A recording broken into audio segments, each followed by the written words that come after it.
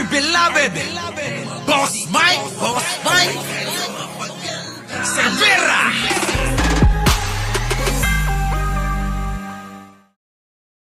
Magandang umaga, magandang hapon at magandang gabi sa mandako ng mundo. Naroon kayo. Siyempre magandang buhay na rin para sa ating lahat.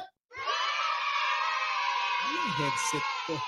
Eto na mga kababayan, sa haba-haba ng panahon na paninira netong mga Duterte, hanggang ngayon wala pa tayong makitang makitang maayos-ayos na ebidensya nila. Naloko na. Oh, di ba? Wala eh. Wala silang mailabas. So eto na mga kababayan, pasok natin to. Naaresto na si Kenneth Dong. Siya po yung sinasabing ika nga'y middleman ng bilyon-bilyong piso kargamentong shabu na ipinaslit mula China noong taong 2017. Todo tanggi pa rin si Dong sa paratang laban sa kanya.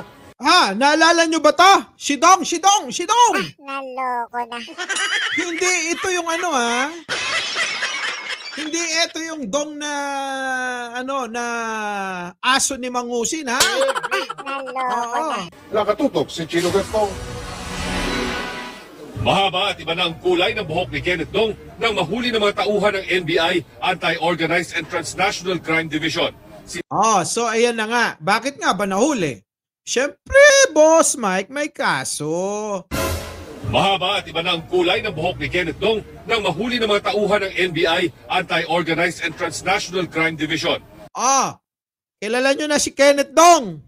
Eto yung nagpuslit na nahuli ng bilyo-bilyong halaga ng ipinagbabawal na gamot.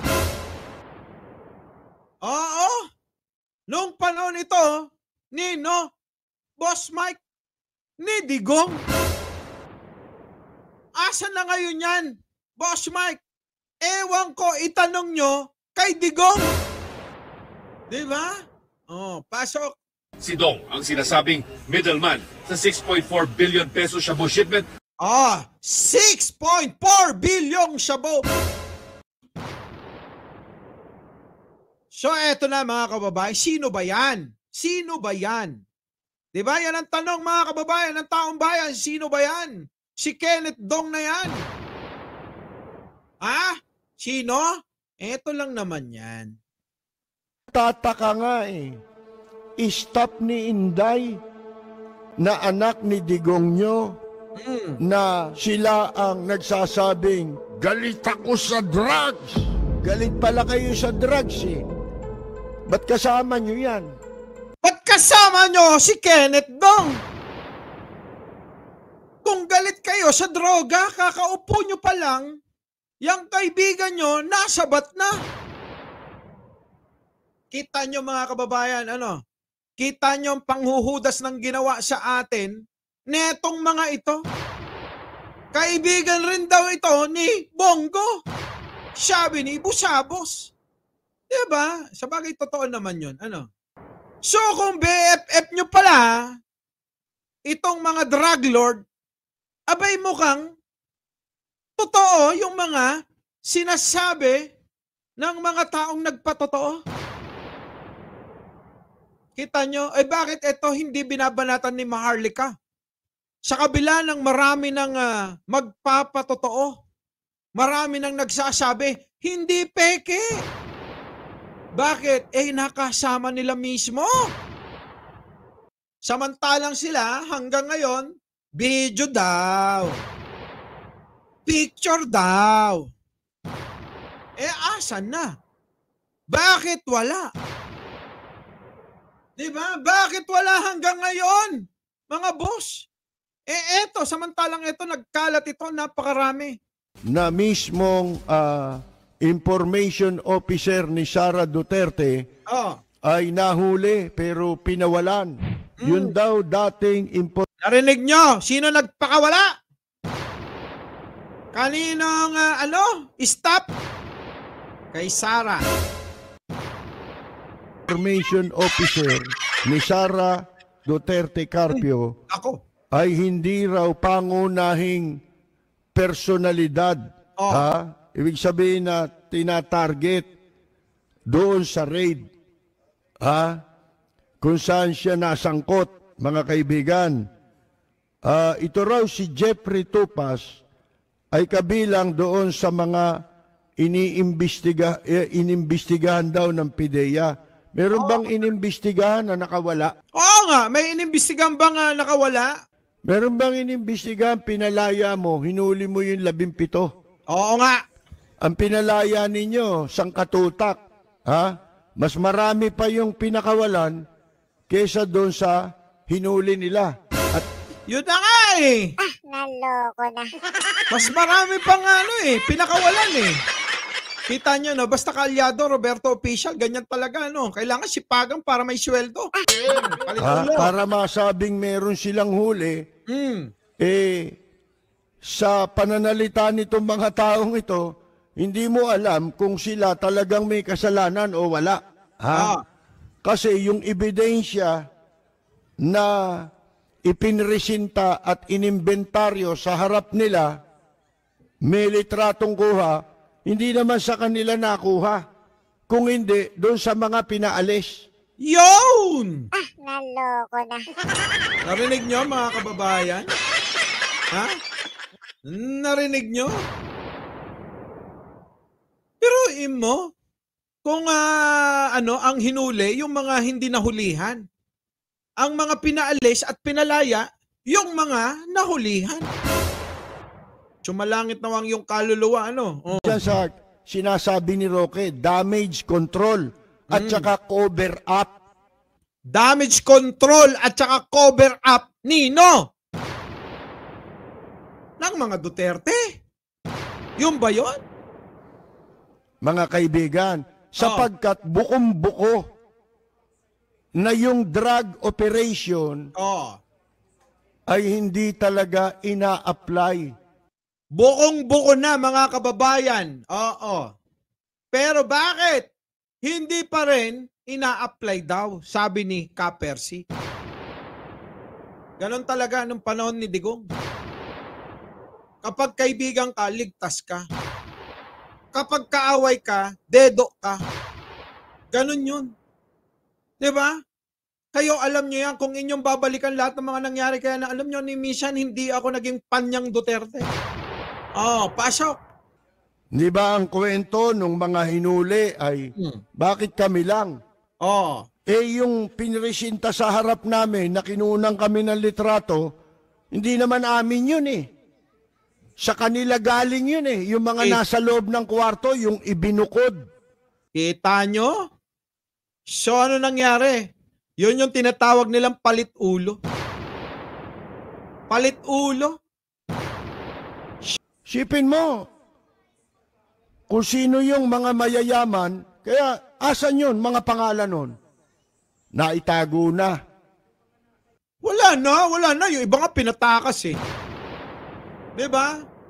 Siyempre, alam nyo, yung mga mangmang at saka nuknukan ng tanga. Siyempre, maniniwala dyan. Ganon sila eh. Diba? Sige, tuloy. Mga kaibigan, hindi na alam ng publiko ngayon. Sino-sino, bukod sa kanila, sino yung mga dapat ay hinuli rin, pero kasamang pinakawalan. Kaya ang tawag dyan, damage control at saka cover up, pagtatakip. Tinakpan talaga? Kasi kung hindi tinakpan yan, Ka-Percy, di dapat lahat yan nakakulong at nagsalita na. Diba? Ngayon, mga kababayan, ito ba pwede niyong sabihin nung panahon ni Digong? Magagaya ko kay Ka-Percy. Diba?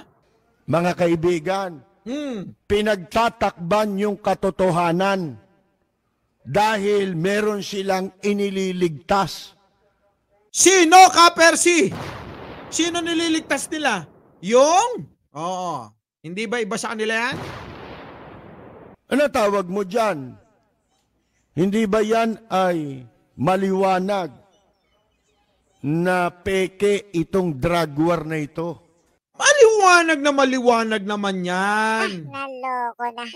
Kapersi, alam natin yan, maliwanag na peke yung pinaggagawa nila. Hindi nga nawala yung ano na yan eh. Yung droga na yan nung panahon ni Digong. Naloko na. Nawala ba? Hindi naman eh. Katunayan, di ba kwento nung mga hinuli tinawag sino sa inyo yung Jeffrey Tupas? Lumapit sa kanila, tumayo yung kwan. Tapos lumapit sa kanila. Ako si Jeffrey Tupas. Stop ako ni Inday. Kinuha na siya. Dinala na siya kinausap na siya sa lihim na lugar. Siyempre niligtas na. Niligtas na, boss. Di ba? Ganon yun. Kaalyado. Pagkatapos, bumalik yung mga ahente dun sa mga suspect, kinuha naman yung boyfriend at saka yung yung kasamahan daw nila. Sumunod na rin na pinalaya, mga kaibigan. Ang sabi ni Roque, hindi po kasama doon sa search warrant. Yun na nga nakapagtataka Anak ka ng... Hindi nga siya kasama sa warrant, pagpalagay na natin. Bakit siya nandun? Yun na nga! Kung hindi pala kasama, bakit siya nandun? Mga pinagsasasabi mong damuho ka, ha? Damuho talaga! Diba? Kaya doon daw sa arrest warrant na inisyo para dito sa bypass operation na ito. Siyempre, lahat yan, kayang ritukehin yan. Davao yan Kung dito nga, nare-retoke ninyo Siyempre, Davao Kaya nga kita mo, ayaw na nilang bitawan yun Subukan yung may manungkulan dyan na hindi nila kaalyado o hindi nila kapamilya. Naloko na. Abay, maglalabasan lalo yung mga pinaggagawa ng mga Duterte dyan sa Davao. Naloko. Di ba? Ano yan nagagawa nyo lahat yan Dahil kontrolado ang ating pong justice system Kita mo, boss. Lahat naman kita mo. Paano siya? Ganito yun mga kababayan. Nung panahon ni dating Pangulong Duterte, sino ba naman ang hindi matatakot kung tataniman ka ng kaso? Kung ire-raid yung bahay mo, mamamatay ang buong pamilya mo. Di ba? Matatakot talaga lahat yan. Di umayong ka na lang kahit na barya-barya lang ang kitain mo maging kickback mo. Ganon yun alam nyo naman yung mga politiko. Naloko na. Kailangan iligtas din ang sarili nila. Naloko na. Kaya nga, dapat talaga yung ICC. Talagang yun ang purpose kapag hindi gumagana ang sistema ng katarungan. Ayan na. Pangulong Bongbong Marcos. Ano na? Higit na. Mayoryang Pilipino o taong bayan, gusto na papasukin ang ICC. Alam niyo yan? Baka naman, Mr. President. 58.7% Pinoys. Pabor sa ICC probe versus Duterte sa survey. Ginawa yung survey kailan, Boss Mike? Abril 24 lumabas yan. Kita nyo? Bagong-bago. Abay, mga kababayan, kung hindi natin naalamin kung ano talaga katotohanan at para sa kanila rin yan, di ba? Para sa mga Duterte rin yan. Kung yan mapapatunayan sa ICC na sila ay hindi nagkasala, di malinis sila. Naloko na. Bakit ngayon? Bakit ngayon mga kababayan parang takot si Duterte? Naloko na. Isang bansa ay pwede silang makialam, lalo na miyembro ka. Sana kung di ka miyembro, di ba? Nung pinagagawa nyo yan. Ngayon, mga kaibigan, so, hindi po talaga siya identified.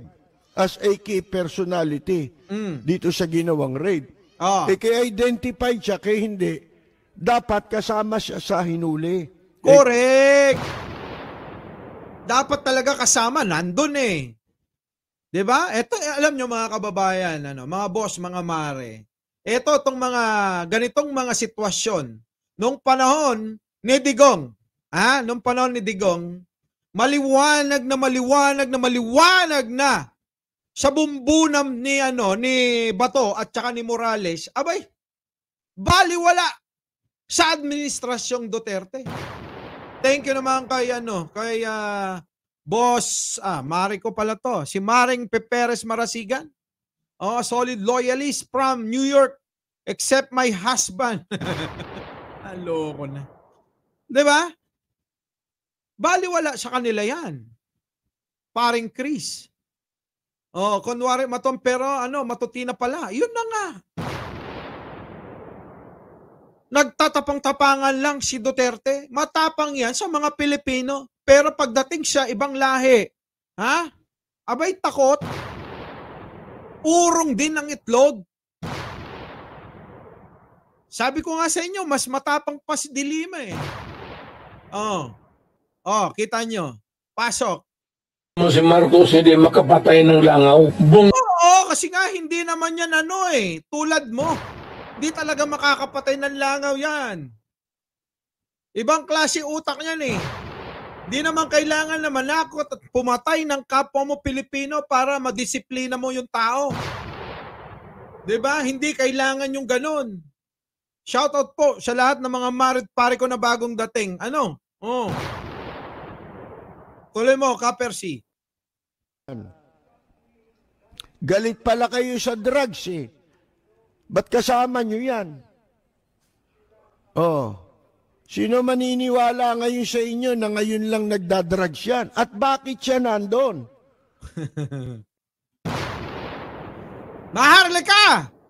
Bakit ganito? Hindi mo to binabanatan. Bakit? Ito, maliwanag na maliwanag ito.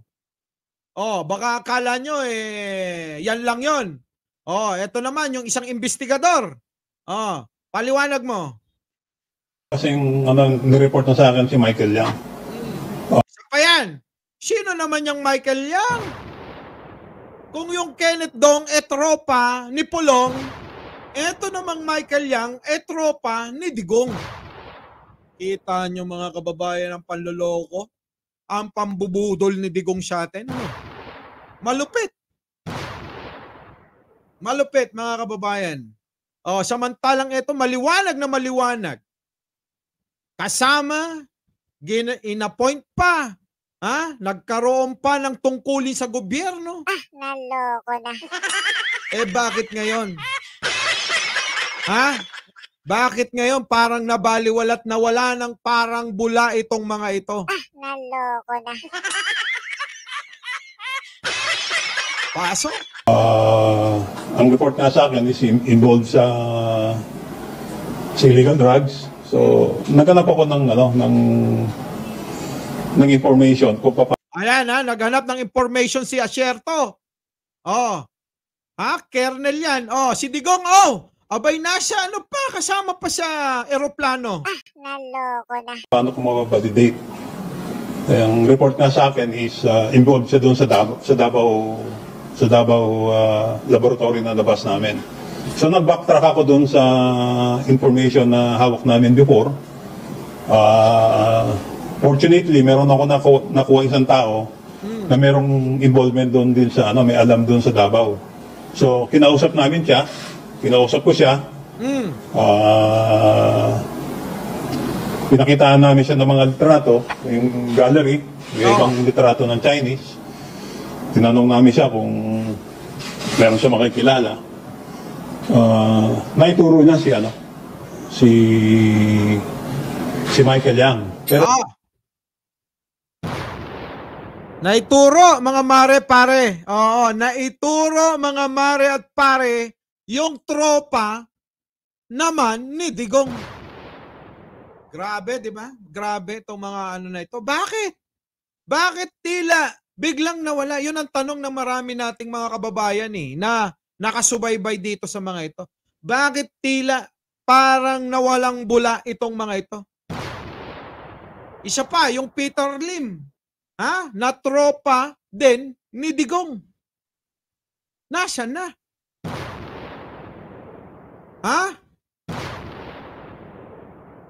Pasok.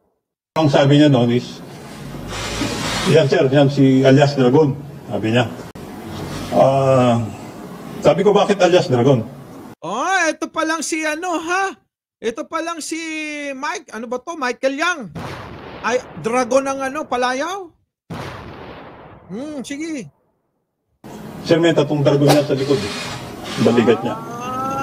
So, yun yung naging nabalidate ko na involved na si Michael Yang sa drugs, illegal drugs. Kita nyo na. Bakit hindi rin may... Siguro, iisang tropa. Itong binabanggit ni dating Senator Trillanes na merong dragon din sa likod ni Pulong na hindi pinakita. Di ba? Si Maring Imelda Bulpa, mukhang Boplox ka rin, no? Palitan mo apelyido mo. Magkano ako? Hindi mo ko kayang bayaran. Oo, kapag natapatan mo kung ano yung meron ako, edi pwede na siguro, papayag na ako. Pasok. Shoutout sa mga pare ko na nandito. Bakit ito na special interest sa kanya? Special interest? Hindi man special interest. Kasi investigador ako, pulis ako, di ba? So... Eto, legit. Pulis, investigador. Si Asierto. Di ba? Naalala nyo ba to? Kita nyo? Paano na? Ito, legit.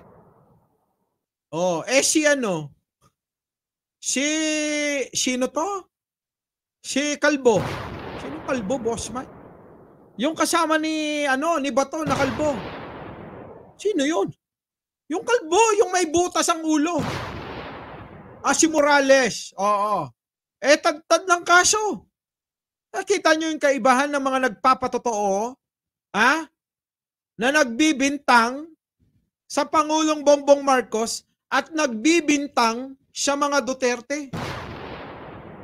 Malayong malayo, pero bakit parang yung mga tanga at bobo na kapwa natin Pilipino, abay mas pinaniniwalaan itong si Digonggong. Ay! Muli! Mike Cervera po, laging nagpapaalalang mali natin ang ating kapwa. Ipagdasal natin lagi ang ating bansa. Magandang umaga, magandang hapon at magandang gabi. Sa amandako ng mundo, naroon kayo siyempre. Magandang buhay na rin para sa ating lahat. Our beloved Boss Mike